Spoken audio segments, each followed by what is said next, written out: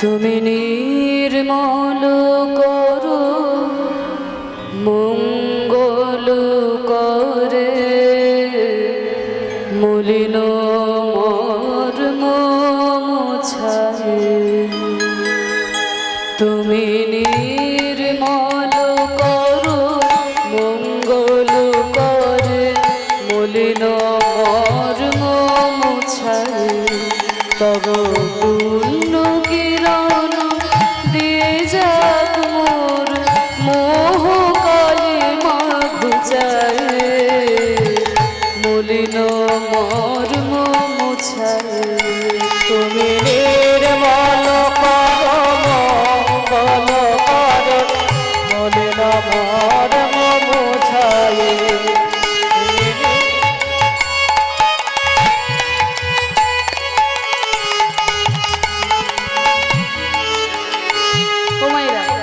এই গানটা তো আমাদের সবার শোনা, তাই না?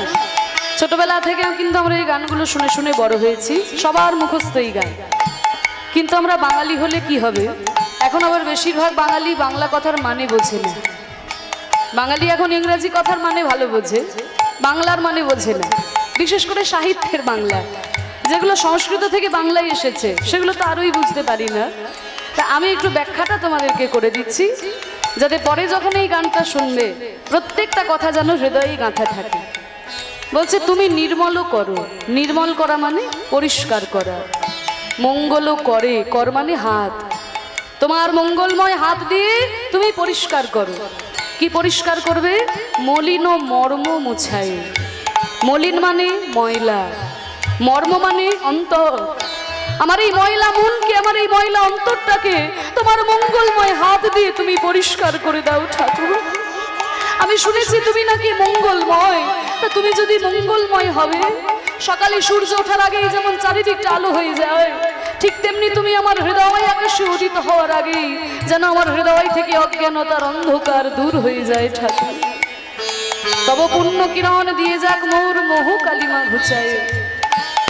ভগবান বললেন, বাহ, সারা বছর তো আমাকে মনে থাকে না গো, একটু মনিটরে সামনে দেবে দাদা। সারা বছর তো আমাকে, হ্যাঁ একটু কমো, জন্নিতে জন্নিতে, হ্যাঁ, সারা বছর তো আমাকে মনে থাকে না। এই রাস্তা দিয়ে হাজারবার পেরিয়ে যাও, কোনোদিন মায়ের মন্দিরে একবার প্রণাম করো না, ঠাকুরের মন্দিরে একবার মাথা ঠুকে যাও না। বছরে একবার যখন মায়ের পুজো হয়, নলে হরিনাম কীর্তন হয়, তখন ঠাকুরের কাছে আসে। আজকে হঠাৎ কীর্তন শুনতে এসে কীর্তনিয়ার সঙ্গে তোমার এত সুন্দর প্রার্থনা। তোমার ময়লা মনকে আমার মঙ্গলময় হাত দিয়ে আমি পরিষ্কার করে দেব। কেন? এতদিন তো আমার কথা মনে ছিল না, আজকে কেন মনে পড়েছে? আজকে কেন মনে পড়েছে? বলে ঠাকুর, এতদিন তো আমার কোনো দুঃখ ছিল না, কোনো ব্যথা ছিল না, তাই আমার তোমার কথা মনে পড়ে নাই। আমরা কলিযুগের মানুষ তো, বিপদে না পড়লে, দুঃখে না পড়লে যে ভগবানের কথা মনে থাকে না গো। আমি যখন এই সংসারের ময়লা ঘাটছিলাম, আমি তো বুঝতেই পারি নাই যে আমার এই মনের মধ্যে এত ময়লা রয়েছে। কিছু মনে করো না মা, হয়তো এমন একটা জায়গায় তুমি বাস করো, সেখানে সবাই ময়লা হয়ে থাকে। এবার তুমিও যদি ময়লা জামা কাপড় পরে থাকো, তোমার কিছু মনেই হবে না। কিন্তু হয়তো এমন একটা জায়গায় গিয়ে তুমি পড়েছো, সেখানে সবাই খুব পরিষ্কার পরিচ্ছন্ন, আর তুমি যদি একটা ময়লা শাড়ি পরে সেখানে দাঁড়াও, তা নিজে নিজেকে ঘিনঘিন করবে না? হ্যাঁ, ছি ছি ছি ছি, দেখো সবাই কত পরিষ্কার পরিচ্ছন্ন, আর আমি কেমন ময়লা হয়ে চলে এলাম। তা নিজেই নিজেকে ঘিনঘিন করবে। আমি যখন এই সংসারের ময়লা ঘাটছিলাম, আমি তো বুঝতেই পারি নাই আমার এই মনের মধ্যে কাম, ক্রোধ, লোভ, মদ, মোহ, আশ্চর্য, হিংসা, ছল, জজ্জুরি, জুয়া, বিদ্বেষ, এসব ময়লাই আমার মনকে ভরে দিয়েছে। কিন্তু যখন আমি তোমার চরণে প্রণাম করলাম, তোমার ভক্তের কথা শুনলাম, জানতে পারলাম ভক্ত কত পবিত্র মন নিয়ে তোমাকে স্মরণ করেছে। আর আমার এই অপবিত্র মন আমি তোমার চরণে নিবেদন করব কেমন করে? আজকে বুঝতে পেরেছি, তাই আমার কষ্ট, আমার কি দুঃখ। তাহলে আমি তোমাকে জানাই প্রভু, লক্ষ শূন্য লক্ষ বাসনা ছুটিছে গভীর আধারে, জানি না কখন ডুবে যাবে কোন অকুল গরল পাথরে। লক্ষ শূন্য লক্ষ বাসনা ছুটিছে গভীর আধারে, জানি না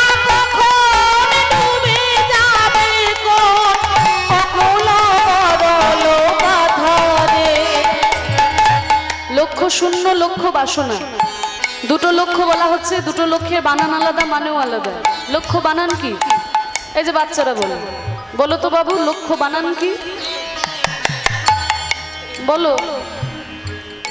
হেসেই মরে গেল। বলো বাবু, লক্ষ্য বানান কি?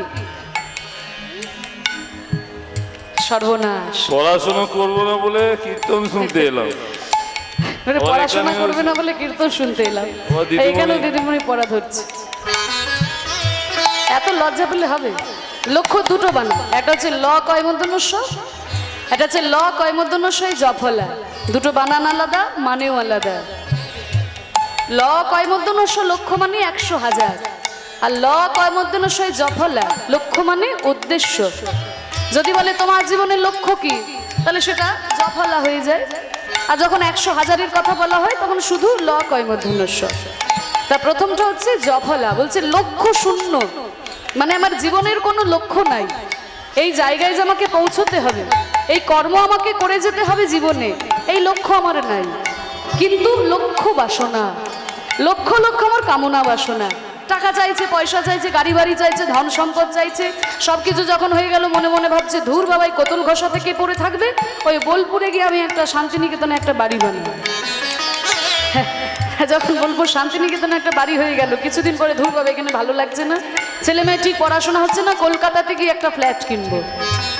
তা যখন কলকাতায় একটা ফ্ল্যাট হয়ে গেল, কিছুদিন পরে ওইখানেও ভালো লাগছে না, শেষে ভারতবর্ষেই ভালো লাগছে না, আমেরিকাতে গিয়ে বাস করছে। তাহলে এই যে লক্ষ লক্ষ আমার কামনা বাসনা, টাকা পয়সা, ধন দৌলত, গাড়ি বাড়ি, ঐশ্বর্য, জায়গা জমি, কিন্তু এই সমস্ত কিছু নিয়ে কবে যে আমি এই সংসার রূপী বিষের সাগরে মুখ থুবড়ে পড়ে যাব আমি তো জানি না ঠাকুর। লক্ষ্য শূন্য লক্ষ্য বাসনা ছুটেছে গভীর আঁধারে, জানি না কখন ডুবে যাবে কোন অকুল গরল পাথারে। কবে আমি সংসার বিষের সাগরে মুখ থুবড়ে পড়ে যাব আমি জানি না। লক্ষ্য শূন্য লক্ষ্য বাসনা ছুটেছে গভীর আঁধারে, জানি না কখন ডুবে যাবে কোন অকুল গরল পাথারে। ভগবান বললেন, বাহ, তোমার লক্ষ লক্ষ কামনা বাসনা নিয়ে তুমি সংসার বিশেষ সাগরে ডুবেছো বাবা, তাহলে আমি কি করব? আমার কাছে কেন এসেছো? আমি কি করব? বলে, প্রভু তুমি যদি উদ্ধার না করো তাহলে সংসার সাগর থেকে কে উদ্ধার করবে?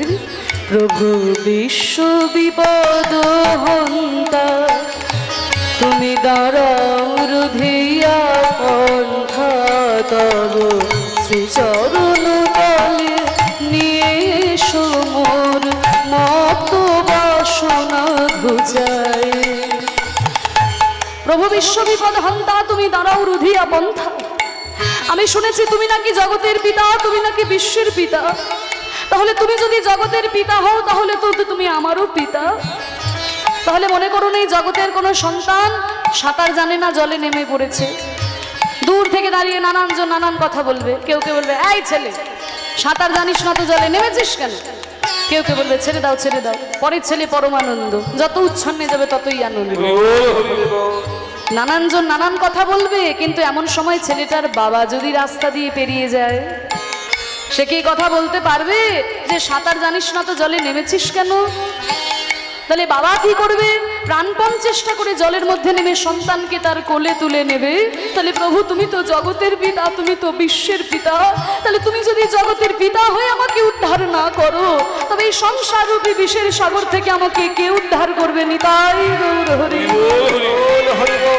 প্রভু বিশ্ব বিপদ হন্তা, তুমি দাঁড়াও রুধিয়া পন্থা তব শ্রীচরণ তলে নিয়ে এসো মোর মত বাসনা ঘুচায়ে, মলিন মর্ম মুছায়ে।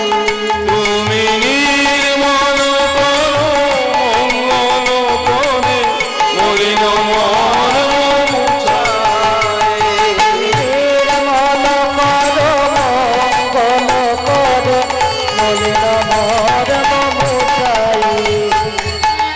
ভগবান বললেন, বাহ, তোমরা কলিযুগের মানুষ, যখন আমাকে ভক্তি দিয়ে বাঁধতে পারো না তখন যুক্তি দিয়ে বেঁধে দাও, যখন দেখো ভক্তি দিয়ে পারছো না তখন যুক্তি দিয়ে বেঁধে দাও। বেদান্ত দর্শনে আমিই বলেছি আমি সবার পিতা, সবাই আমার সন্তান।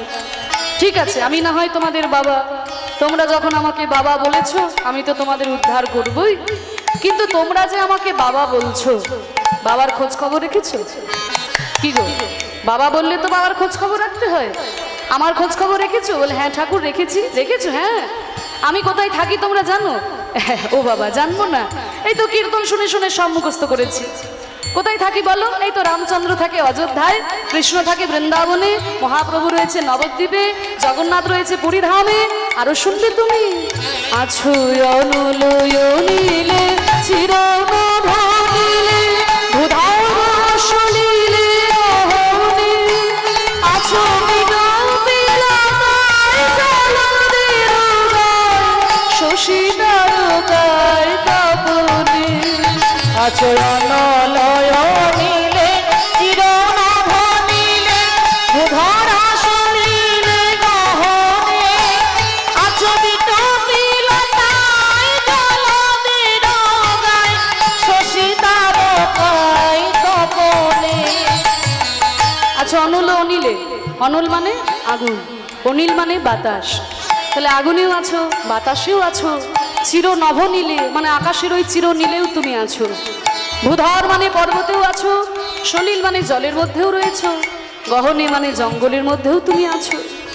আছো বিটপি লতায়, বিটপি মানে গাছ, গাছের মধ্যেও আছো, লতা পাতাতেও আছো, জলদের গায়ে মানে মেঘের গায়েও তুমি আছো, শশী তারকায় চাঁদের মধ্যেও আছো, গ্রহ তারকাতেও আছো, আর তপনে মানে ওই সূর্যের মধ্যেও তুমি আছো ঠাকুর। আছো অনুলয়নীলে চিরনভনীলে ধুধারসলীলে গহনে, আছো বিগপিলতায় জলদের গায়, শশী তারকায় তপনে। বাহ, এ তো সুন্দর আমার খোঁজ খবর রেখেছো বাবা। আমি কোথায় থাকি তা তো তুমি সবই জানো। তাহলে তুমি যখন সবই জানো তাহলে তোমার দুঃখ কিসের, আমাকে ধরতে পারছো না কেন? হ্যাঁ, আবার গাওয়া সম্ভব নয়, হরি বল, পরে কখনো সুযোগ হলে গাই। বলছে আছো অনল অনিলে, তাহলে সব জায়গাতেই তো আমি আছি সেটা তো তুমি জেনে আছো, তাহলে তোমার দুঃখ কিসের, আমাকে ধরতে পারছো না কেন? বলে ঠাকুর আমি তোমাকে ধরবো কি করে, আমার অবস্থাটা কি জানো? আমি নয়নে বসন বাঁধিয়া বসিয়া ধারে মরি গো কাঁদিয়া। হে ঠাকুর, আমি জানি আমার চারপাশে আমি যা কিছু দেখছি, যা কিছু অনুভব করছি, সব কিছুতেই তুমি আছো ঠাকুর, কিন্তু আমি তোমাকে ধরবো কি করে? আমার এই চোখের মধ্যে যে অজ্ঞানতার ময়লা গামছা বাঁধা, অজ্ঞানতার অন্ধকার আমার চোখে, আমি তোমাকে ধরবো কি করে? বুঝতে পারছো না তো মায়েরা? একটা ছোট্ট উদাহরণ দিই, তোমাদের কাছে ব্যাপারটা পরিষ্কার হবে বলে এই অংশটা শেষ করছি। একজন ব্রাহ্মণ ঠাকুরমশাই ছিল, ও মায়েরা মন দিয়ে শোনে। তা সেই ঠাকুরমশাই খুব শিব ঠাকুরের ভক্ত, শিবের পুজো ছাড়া কারোর পুজো করে না, কিন্তু সারা বছর ভিক্ষা করে খায়, সারা বছর ভিক্ষা করে খায়। তা একদিনকে মা পার্বতী শিব ঠাকুরকে বলছে, স্বামী এই ব্রাহ্মণ আপনার এত ভক্ত, কিন্তু এ কি সারা বছর ভিক্ষা করে খায়, আপনি তো ওকে কিছু দিয়ে দিতে পারেন। কি আর দেবো পার্বতী, আর কিছু হোক না হোক অন্তত 10 কেজি সোনা দিয়ে দিতে পারেন। 10 কেজি? 10 কেজি সোনা? হরি বল। ও মায়েরা, এখন তো 10 গ্রামেই 1.5 লাখ, তাই না? 10 গ্রামেই 1.5 লাখ, তা 10 কেজি সোনা মানে বুঝতেই পারছো ঝামেলা মিটে যায়। শিব ঠাকুর বলছে, শোনো পার্বতী, আমি দিলেও যে ওর কপালে সইবে না, এই তো না দিয়েই বলছেন সইবে না, আগে দিয়েই তো দেখুন। তাই ঠিক আছে, আমি না হয় কিছু দিতে পারছি না, আমি তো ভিখারি মানুষ, কিন্তু তুমি তো অন্নপূর্ণা, আমি যদি ওর বাবা হই, তুমি তোর মা, তা তুমি ওকে কিছু দিয়ে দেখো ওর কপালে সয় কিনা। ঠিক আছে, আপনি না দিলে আমিই দেব। এই বলে যেই রাস্তা দিয়ে ব্রাহ্মণ ভিক্ষা করে আসে, ওই মোড়ের মাথাতে মা পার্বতী গিয়ে 1 লরি হিরে ফেলে দিয়েছে। 1 লরি? 1 লরি হিরে। এবার যখন এই ব্রাহ্মণ হিরেগুলো দেখতে পাবে, ব্যাস জীবন বদলে যাবে। এবার মা পার্বতী তো রাস্তার উপরে হিরে ফেলে দিয়ে চলে গেছে, আর ওই রাস্তায় আস্তে আস্তে ব্রাহ্মণ মনে মনে ভাবছে, ধুর বাবা, সারা বছর ভিক্ষা করে খাই, কোনোদিন কেউ ভিক্ষা দেয়, কেউ ভিক্ষা দেয় না, আজকে তো সারাদিন কেউ ভিক্ষা দিল না, তা আমি একটু আজকে একটু অন্ধ সেজে ভিক্ষা করে দেখি তো কেউ আমাকে ভিক্ষা দেয় কিনা। হরি বল হরি বল। আজকে একটু অন্ধ সেজে ভিক্ষা করি। এই কানের মধ্যে ছিল একটা ময়লা গামছা, ওই গামছাটাকে চোখের মধ্যে বেঁধে নিয়ে অন্ধ সেজে রাস্তা দিয়ে যাচ্ছে। আর মা পার্বতী রাস্তায় হিরে ফেলে রেখেছিলেন না, হিরেগুলো পায়ের মধ্যে ঠেকেছে, কিন্তু চোখে তো দেখতে পাচ্ছে না, গামছা বেঁধে রেখেছে। আর হিরেগুলো পা দিয়ে বলছে, বাবা এই রাস্তায় কে পাথর ফেলেছে গো? সরকারের কোনো কর্মকাণ্ড আছে নাকি? রাস্তা করবে বলে পাথর ফেলেছে, রাস্তা করার নাম নেই। বাবা পাথরে লেগে আমার পাটাই কেটে গেল। হরি বল হরি বল। হিরেগুলোকে পাথর ভেবে একে তাকে গালাগালি দিতে দিতে চলে গেল। তাহলে দেখুন, মা পার্বতী হিরে ফেলে রাখলো, ব্রাহ্মণ দেখতে পেল না। দেখতে পাবে কি করে? চোখের মধ্যে তো ময়লা গামছা বাঁধা। আমাদের দশাটাও ঠিক তেমন হয়েছে বাবা। আমরা জানি আমাদের চারপাশে আমরা যা কিছু দেখছি, যা কিছু অনুভব করছি, সব কিছুতেই ভগবান আছেন, কিন্তু তাকে ধরবো কি করে? এই চোখের মধ্যে যে অজ্ঞানতার ময়লা গামছা বাঁধা, এই অজ্ঞানতার অন্ধকার যদি ভগবান নিজে দূর করে না দেন, তাহলে আমরা তাকে ধরবো কেমন করে? নিতাই গৌর হরি বল হরি বল। আমি নয়নে বসন বাঁধিয়া বসিয়া ধারে মরি গো কাঁদিয়া, আমি দেখি নাই কিছু, বুঝি নাই কিছু, দাও হে দেখায় বুঝায়, মলিন মর্ম মুছায়, তুমি নিরাই মলিন মর্ম মুছায়, তুমি নির্মল করো মঙ্গল করে, মলিন মর্ম মুছায়। নির্মল করো মঙ্গল করে, মলিন মর্ম মুছায়।